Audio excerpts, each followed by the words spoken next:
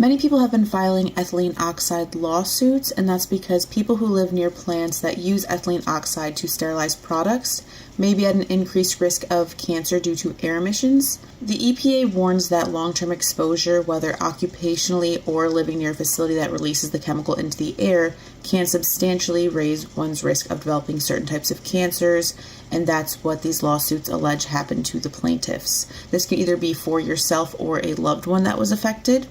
Although the EPA regulates these emissions, many of the facilities still release large quantities of gas into the atmosphere, and similarly, people who have lived near plants for long periods of time may have been exposed to higher emissions before new regulations went into effect. So, what cancers can you potentially have after breathing in these emissions?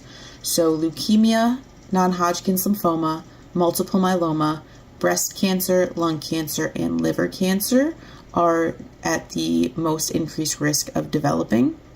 We have a list of the highest risk ethylene oxide facilities in the United States on our website. So you can check that out at lawsuittracker.org if you're interested to know if you live near a facility. And the EPA has recently taken action on these emissions. These actions, which the EPA claims will cut the emissions from commercial sterilizations by 90%, include strengthening emission-related equipment and maintenance standards, monitoring of emissions, and setting percentage-based emissions cut targets for existing facilities.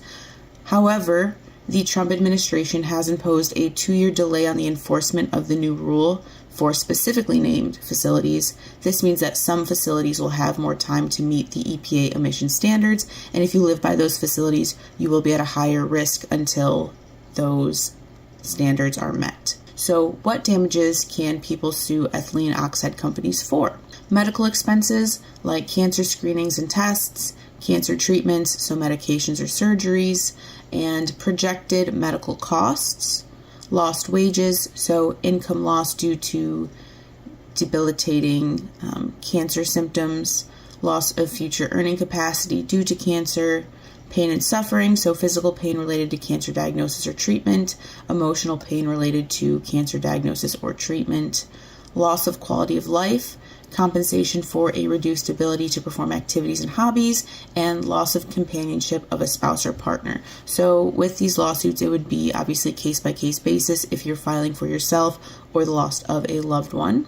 And then wrongful death in cases where a family member is suing on behalf of someone who died from ethylene oxide-induced cancer. Permanent disability or disfigurement, compensation for long-term damage from cancer or cancer treatments, and then of course legal fees, compensation for costs related to the case. And then as always, what proof do you need to file a lawsuit? So just like any other lawsuit requires evidence in order to file, personal injury or wrongful death. So you would want to collect evidence of exposure, so where you're living, where the plant is, or if you work there, you would provide documentation that shows that. Evidence of a diagnosis and treatment, evidence showing losses, and testimonies. All of these elements will help support your claim. If you're interested in learning more about these lawsuits, please check out lawsuittracker.org. Thanks.